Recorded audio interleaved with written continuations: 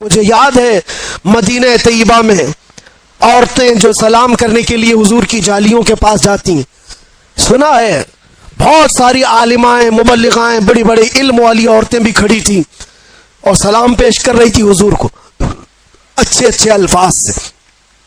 الصلاۃ والسلام علیک یا خاتم النبیین یا رحمت للعالمین یا راحت للعاشقین یا مراد المشتاقین یا شمس العارفین یا سراج السالکین، حضور کے لقب ہے۔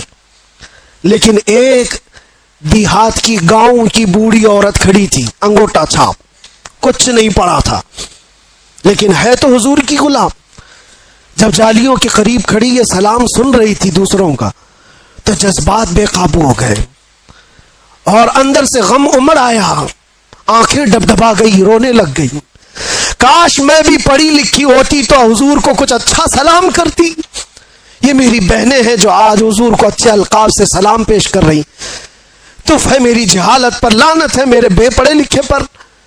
اور اس کے بعد دل اتنا بھر آیا کہ وہاں رکنے کی ہمت نہیں ہوئی، روتی ہوئی اپنے آنچل سے آنسو پوچھتے ہوئے حضور کو اشارہ کر کے صرف اتنا کہا، یا رسول اللہ، بے پڑھی لکھی آئی ہے، جاہل عورت آپ کے دربار میں آئی ہے، کچھ آتا نہیں، صرف اتنا آتا ہے، السلام علیکہ یا رسول اللہ، بس اتنا کہہ سکتی ہوں۔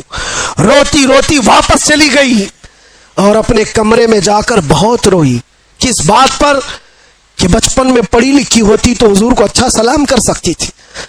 میں افسوس کر رہی ہوں اپنی زندگی پر کہ جہالت نے میرا بڑھاپا لا دیا، اور جس نے نشہ سے اپنی یہ حالت کر لی ہو اس نے اپنے نبی پاک کو کیسی تکلیف پہنچائی۔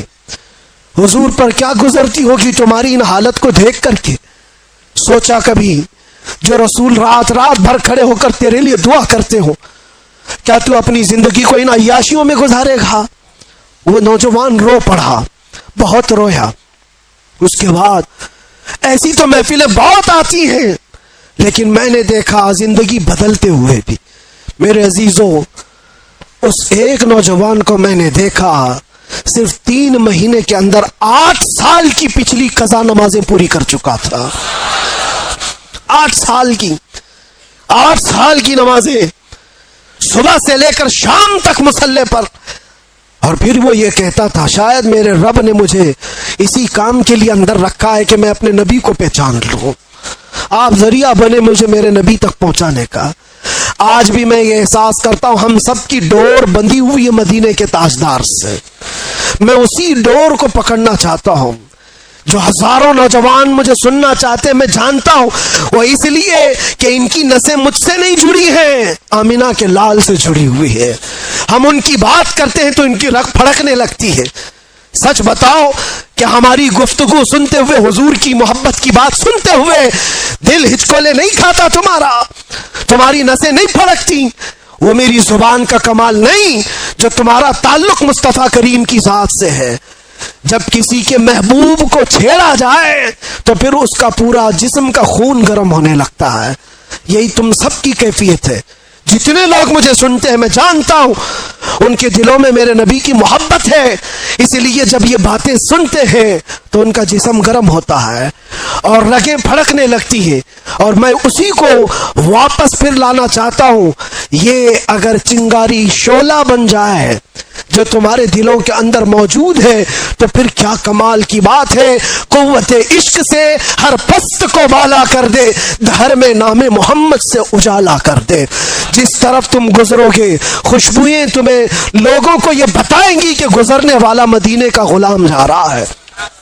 آ جاؤ آج کی اس رات یہ طے کر کے اٹھو کہ جینا ہے تو میرے نبی کی مرضی کے مطابق جینا ہے انشاءاللہ۔ اور جتنی بے حیائیاں اور برائیاں ہم سے یا ہمارے دوستوں سے سرزد ہوئی ان کو دور کرائیں گے اور ماحول میں لے آئیں۔ جتنی زندگی بچی ہے جانا ہے نا حضور کو منہ دکھانے کے لیے، قبر میں حضور کا دیدار کرنا ہے کہ نہیں کرنا ہے؟ ارے سج سور کر کے ہم بھی ایک دن جائیں گے۔ آج قبرستان والوں کو دیکھ کر کے آئے، زیارت کر کے آئے، وہ اپنی قبروں میں ہوں گے، ہو سکتا ہے کچھ گناہوں کی وجہ سے کچھ لوگ سزا پا رہے ہوں، لیکن آج ہم رحمت الہی سے امید یہ کرتے مولا ان سب کی قبروں پر آج رحم و کرم کی بارشیں فرما۔ اور سب سے بڑی بات یہ ہے کہ آج رب